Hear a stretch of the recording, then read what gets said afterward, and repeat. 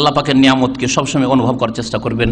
আর তার সাথে সাথে 12 নম্বর এটাকে বলতে পারি, সেটা হচ্ছে যে নবী করিম সাল্লাল্লাহু আলাইহি ওয়াসাল্লাম বলছে, ইযা নাযারা আহাদুকুম ইলা মান ফাদ্দালা আলাইহি ফালইয়ানজুর ইলা মান হুয়া আসফালা মিনহু।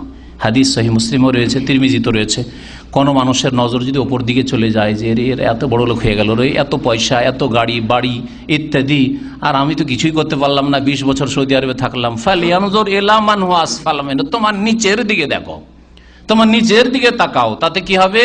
ফাইন্নাহু আজদারু আল্লাহ তাজদারু নি'মাতাল্লাহি আলাইকুম, তাহলে আল্লাহর নিয়ামতকে তোমরা তুচ্ছ মনে করবে না, যেটুকু আল্লাহ তোমাকে দিয়েছেন সেটাকে অনেক মূল্য দেবে। তাহলে চলে যাও, মন যদি হয় সশরীরে চলে যান আপনি হাসপাতালে, আর সশরীরে যদি না যেতে পারেন তাহলে কল্পনার জগতে হাসপাতালে চলে যান।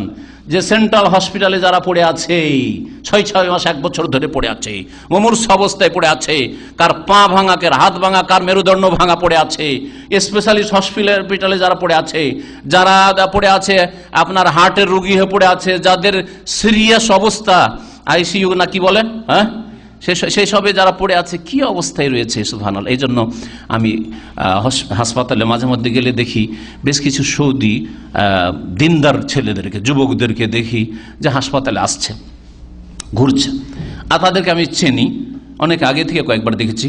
তো হাসপাতালে দেখি মাঝে মাঝে, তো জিজ্ঞেস করি কি ব্যাপার, আপনার কোনো আপনজন আত্মীয় কেউ হাসপাতালে আছেন নাকি?